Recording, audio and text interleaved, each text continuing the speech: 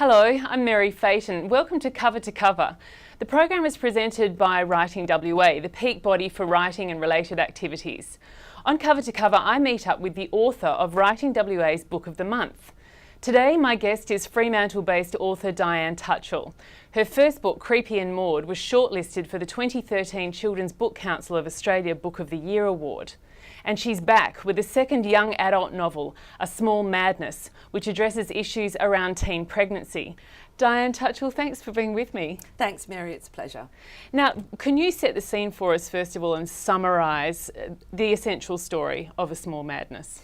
Sure. A Small Madness is about a teen couple, high school kids. They're high achieving, they're well respected, they come from good families. They have a sexual relationship, they find themselves pregnant. What happens then is that Rose, the female protagonist, initially decides to try and hide that pregnancy. But as time goes on, she sort of slips into a denial that the pregnancy even exists. And this story is about what happens to them as they go through the pregnancy, denying that it exists, dragging people along with them in that denial. And then when the baby is actually born, they dispose of the infant. So that is a summary of what A Small Madness is about. So before we get into exploring the characters in the book, tell me a little bit about your inspiration for writing the story. I know that there was a news story that particularly attracted your attention at one point. Yeah, there was. I was living in the United States and there was a teen couple who found themselves pregnant. When the teen girl went into labour, the boyfriend rented a motel room where the baby was born. He subsequently killed that child and the baby was later found in a dump bin. Of course, when the baby was found, it led back to the teen couple. And I remember seeing them on the news and in newspapers and being absolutely heartbroken. They were being called monsters. People were absolutely outraged, and in looking at them and reading about them, I couldn't help but think there was more than one victim here.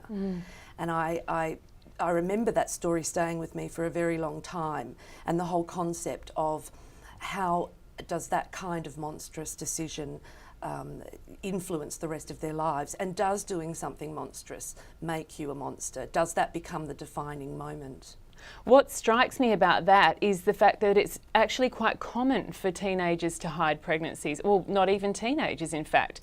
What kind of research did you actually do around the mentality of people who do that kind of thing? Well, I started with that one particular couple, but it was almost in epidemic proportions in the US when I was living there. There were a lot of infants being found, and you're right, it wasn't just teens that were doing this. And it actually did lead to the writing of what they call the Baby Moses law in the US, which means that now an infant can actually be abandoned, no questions asked, at a police station or a fire station in an effort to try and stop this, because there were so many people hiding pregnancies. And when I looked into the whole concept of hiding a pregnancy, it's a little bit different from denying a pregnancy exists. Hiding, you are conscious of it the entire time. With the sort of denial that I took on in A Small Madness, I was really looking at the psychological mechanism that will allow someone to absolutely deny that the source of their fear exists, and in this case, the source of that fear for Rose and Michael being the fact that they were pregnant.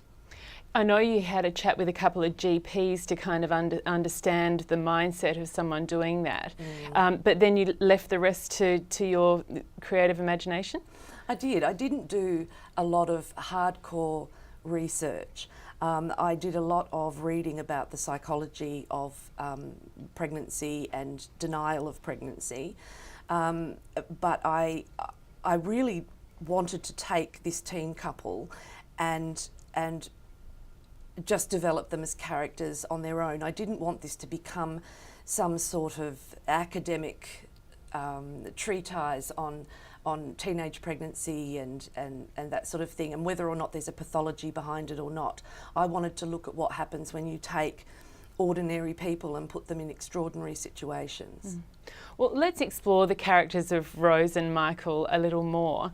They are both kind of, well, particularly Rose is quite a loner. She's quite an isolated person. Her inner life seems to me much more vivid than her outer life.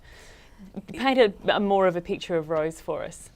Well, I think that, I mean, she's a budding actress. She wants to be an actress. She enjoys pretending to be other people, and that's tied to the fact that she does have a rich, imaginative internal life. And I think it also contributes to her ability to turn off certain aspects of her personality. But she has one very, very close girlfriend who is really important to the story. And I think that the reason that she is so close to that one person is it's the one place she feels she can be completely herself. She can put that performance face down, if you like, and just be completely herself. So she is capable of making these very, very strong bonds, such as with her boyfriend Michael and with her best friend Liv.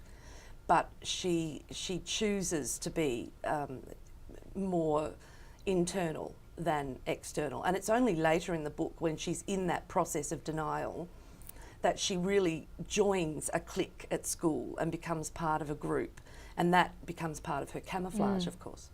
And then further with Rose is her relationship with her parents. So she's very close to her mum on some level, not so with her dad. But tell me about her relationship with her mum a bit more.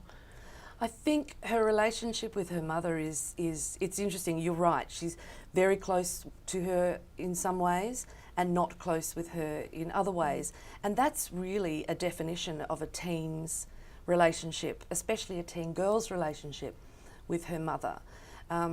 It's and it goes both ways, because a teen will only want to share certain things with their parents, and they should have that that privacy and that right to have a separate internal life. But at the same time, parents contribute to that, because there are certain things parents don't want to know. So it's very easy for a mother to surmise that everything's going fine and everything's going well, simply because they don't want to know certain things. And they can be aware that something's going on in a teen's life and choose not to step up and look further, because the comfortable facade is easier.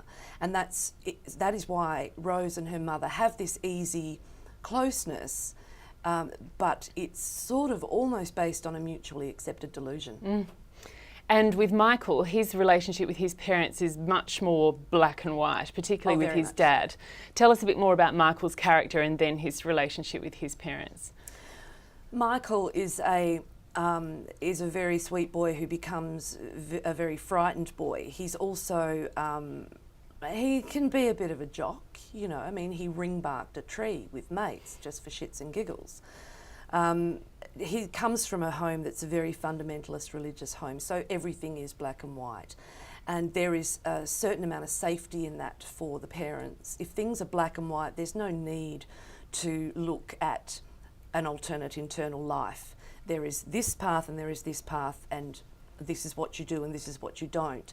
The trouble is when you have a sensitive teen like Michael, who gets himself into the sort of position that he does with a pregnant girlfriend, the weight of the expectation that he feels from his parents, particularly his father, immediately prevents him from going to them for help. The weight of knowing that he's going to disappoint them, it isolates Michael even more, and this is something that I think is quite pandemic in teens, this sense of isolation that parents are unaware of and contribute to. Well, then beyond that, their relationships with their parents are obviously critical to this story. And I wondered about when, as you were developing the characters of the parents, how fair you felt you were being to them about giving them a possible chance to figure things out, have some insight into what was going on, or whether they were going to be, as you say, kind of maybe knowing but turning a blind eye at the same time. I've actually been asked, somebody actually said to me, why don't you like parents? They actually said that to me based on both my books. And I don't understand that. I don't think that I dislike parents. I'm a parent, you know, I raised a young adult. And I have great compassion for the parents in A Small Madness. I know what it's like to suffer the sort of denial that contributes to the isolation that teens suffer. It's almost as if it's almost as if the unconditional love that parents have for their children comes with a sort of disclaimer that you're safe here as long as you behave in ways that alleviate my own anxiety about the world I've brought you into. I can understand that response from parents. So I don't think I've been unfair to these parents, but people are telling me that I was. So I think I gave them opportunities to find out. It wouldn't have been the same story if you had. You would have altered the outcome of the whole book, though. They sort of had to be the way they were. Yes, well, they had to be. But this is where interesting discussion points can arise. What would have happened if Violet, Rose's mother, had have known, or Michael's mother had have known? Michael's brother knew, and we saw the response from him, which was, diabolical. His assistance to Michael was, well, now you step away. Tell everyone she's a slut. You don't know who she's been with. It could be anybody's baby. Well, if that's the advice that he got from his brother, that's certainly going to shut him down somewhat. Yeah. And go along with Rose's sort of denial and as a survival mechanism. That's an important point that you raise as well about Michael's brother advising him to tell everyone that Rose was a slut, because I think one of the interesting things is the way that you've developed the relationship between Rose and her best friend Liv, is that Liv is kind of regarded in that way in the school community, and it raises that question of does unwanted pregnancy happen to good girls or bad girls, or who does it happen to? Yeah, Liv is the school bike. Everyone's had a ride. Yeah, and people don't really like. Michael in particular is not someone who approves of Rose's friendship with Liv, which is ironic when he gets this advice to start telling people that Rose is a slut. The whole thing, the good girl, bad girl thing, really irritates me. And I deliberately chose a teen couple who were well respected and high achieving and had futures to put in this position, because I wanted to show that this sort of situation doesn't just happen to the so-called bad girl. And how do you even define that anyway? And we're still doing this to this day. Right now in 2015, we are slut shaming. And nowhere in this conversation are the boys who are enjoying these sluts being censured at all. So the whole concept of good girl, bad girl, I don't like it, and I think it's dangerous, and I think it sends the wrong message. I think part of all of the good girl, bad girl is tied up in girls' sexuality and the way we view that differently to the way we view boys' sexuality. And part of the whole fear that Rose has about discovery of the pregnancy is that this will reveal her as being sexual. And if you're sexual, you're a bad girl, especially if you enjoy being sexual. That's rubbish. Yeah. Let me take you now to Rose's descent into the small madness, into the denial of the pregnancy. And you've already said that it wasn't a pathology, that there wasn't a name for what happened to her and how she dealt with the situation. So describe some of the elements of it to me and how she kind of spiraled downwards with that. What I'm really interested in is the fear response in people. What drives one person in trouble into the arms of someone they love for help, but sends the other one into sort of a fear paralysis. And we all have the fight-flight response. They're the two that usually people will go down the road of. Rose seems to choose a different path, which is no response whatsoever. She denies that the source of the fear even exists at all. So she is actually in a paralysis. And that is where the descent really spawns from, the fact that she just doesn't move. She's frozen, and she has to be. That's how she survives. She manages to drag Michael along with her, even though he's not denying anything. He's just trying to, I hope it all goes away sort of thing. And he's the one who feels the sense of relief when all of this is actually discovered. But I think that the fact that Rose is able to just deny the fear, that is the key to her denying the entire pregnancy. The fear is not there. The source of the fear is not there. I can just sit here and it'll all go away. And she also keeps Michael at arm's length as she descends into this denial too, doesn't she? Yes, she does. And of course, not only Michael but Liv. Michael and Liv being the two people who are closest to her. And it's really necessary for her to cut them off. If you are descending in this way, if you are going into this sort of small madness, the last thing you want is some sort of voice of reason. You don't even want to look at the face of someone who knows the truth, because it will start ringing a bell in you. So as painful as it is in this distancing of herself from the two people who love her the most, she has to do it. Yeah. You asked the question earlier on about does doing something monstrous make you a monster? And I'm interested in the fact that you haven't really taken a moral position in this book at all. Tell me about that decision. It's not up to me to tell readers how to feel about this, I feel. and also I don't think that it's black and white.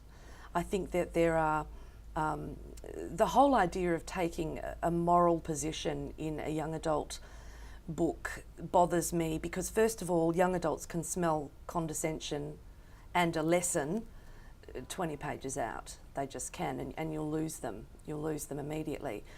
So the only way to make this a real and honest story was simply to present the facts, to present the characters and the journey that they go through, and not tell the reader what they're supposed to think about it. That's extremely limiting for a reader to begin with.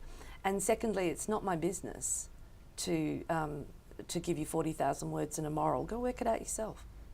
So what are the issues that have come up for you as the author of this book where people have begun to critique the work? Have they had a problem with the fact that you haven't taken a moral position? Some have, and I guess I sort of expected that. Some people would prefer a book that has a nicely tied up ending, clear consequences for bad behaviour, that sort of thing. So there has been that response from some readers, not my target audience, I might add. These are grown-ups. But I don't think life is that easily tied up. Ends aren't easily tied up. There aren't always immediate consequences for bad behaviour, and oftentimes the consequences are not befitting the mistake that is made. So I respect that point of view, but that's not the book I wanted to write. I could have written that book. I could have. And in some ways it would have been easier, but I chose not to. I read one blogger saying that while she completely appreciated the themes of the book and the necessity of writing the story, that she found it a really uncomfortable read. And I wondered, is that what you want for people to feel when they read this book? No, I don't want them to feel uncomfortable. I want them to be confronted by something that feels real. I want them to feel compassion and fear and anger, but not uncomfortable in that sense of, oh, this is just all too hard, and I that sort of uncomfortable. No, certainly not. It's kind of icky material to be reading. Exactly. Is that what you mean? Yeah, I didn't want people to feel that way, and I don't think there's anything gratuitous in the book or in the writing that should make people feel that way, but I am aware that it's an uncomfortable subject matter for some people, which is bizarre because this sort of baby dumping is happening a lot, and I mean it was only a few months ago that this happened twice in the eastern states. That's right, the baby in the drain. That's right. Yeah. Now, one of those infants was found alive. So we're allowed to have it on our TV news and in our newspapers. And given that it is mostly young adults who are hiding pregnancies and disposing of infants in their panic, then I think it's time that we had some sort of discussion about it. And Rose and Michael they're a good couple. I know that sounds like an oxymoron, but they're a good couple, they're in love, they have good family backgrounds, and they get themselves caught up in this mess. I think it's a good starting point for that sort of discussion. There's a lot of discussion to be had, but at the end of the book, because you leave it quite open, and I wanted to ask you, take us to where you believe we are at the end of the book, and about some of the questions that are left for us to surmise what possibly happened next. Yes, I did leave the ending quite open, but I think also hopeful. There is a sense at the end, I mean, Michael at the end is very much feeling a sense of relief that they've been discovered, really, whereas Rose is still very much in that denial. But the book ends when they are at the police station, and they're about to be taken separately for questioning, and it just ends at a scene with them in the hallway in the police station. I'm hoping that my readers will actually almost write the next chapter in their own minds. Where do you think it's going to go? And I wanted to leave the readers with a sense that these two are ready to face some consequences. It is all going to fall down now, and there are going to be consequences, but what happens in 2 years' time? What happens in 5 years' time? How does Rose in particular recover and get through the rest of her life with this little ghost in her arms? They're the sorts of questions that I hoped, leaving the book where I did, would cause readers to ask themselves. That's my hope, anyway. Oh, it's perfect for your target audience too, because it makes them actually take themselves on that journey of consequences rather than being told that they actually have to figure it out. And it's gigantic. Some of those questions are gigantic and pervasive for the rest of your life. Absolutely. But young adults are so underestimated, and they're asking themselves these sorts of questions as they're cooking, as they're working out their own self-identity. They're asking all these sorts of big questions, and all in sort of a culture of teen isolation, which is not the fault of just the fault of parents. So, yeah, I'm hoping that they will find something in this that will resonate with them in terms of the biggies that teens are faced with: isolation, fear, denial, all of those things that we don't really talk about. It's interesting, the concept of being a young adult author is interesting in the sense that you've called yourself that, because there's a school of thought that says that kids should go from reading children's literature straight to adult literature, and an argument that says that there's no need for that space for young adult. But having read your two books, Creepy and Maud and A Small Madness, which I've got both of them here, both fantastic reads. I mean, I put them down after reading Creepy and Maud, which I finished just a couple of days ago, and thought, that was fantastic. I said it out loud. Both about the inner lives of teenagers. So what's your take on why young adult books as a genre are important? I think that young adult books are so important because they are a place of safety. It's this one little bubble genre that is a place of safety where all of the things that young adults think about can be talked about and examined without moralising. It's an easy genre for me to work in because I don't think I ever really left my own young adulthood behind. And the one thing I found, because I went from children's books straight into adult books, really, you know. The one thing I found was that there were no characters that I really related to. There were no characters in the adult books that I was reading who had my sort of thought processes, who had my sort of feelings and problems. So I think that having sort of literary representatives for young adults who are still working out who they are is really important. And it's becoming a very large genre, and one that adults are stepping into as well, perhaps because they missed out on young adult books when they were that age themselves. Yeah. I also ask every time we do cover to cover for someone to give us every time we do cover to cover, I ask the author for a recommendation of another West Australian writer. What are you recommending today? Okay, I am recommending When We Remember They Call Us Liars by Suzanne Kovich. It's published by Fremantle Press. This is a memoir of Suzanne's childhood. She suffered, hang on, let me start that again. Suzanne had a particularly cruel and dark childhood. She suffered from physical and sexual abuse. And when I first picked this up, I thought this is going to be a very, very grim read. Now, it is a grim read, and it is about cruelty and unkindness and how you survive that. But it's the survival element in it which is absolutely extraordinary. Suzanne is extraordinary.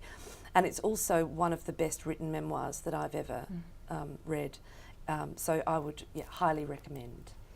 It's an excellent recommendation. I haven't read the book yet, but I've read about Suzanne Kovich, and she really is a remarkable person. Yes. Dianne, thank you so much for coming in and joining me on Cover to Cover today. A Small Madness is a wonderful read. I highly recommend it. Thank you so much. Thank you. You can subscribe to our monthly book club newsletter, and inside you'll find notes for each book of the month.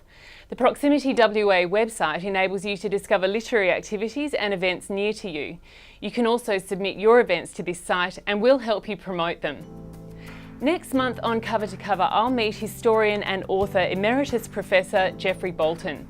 We'll discuss his latest book, Paul Hasluck, A Life, a biography of one of Australia's most prominent politicians.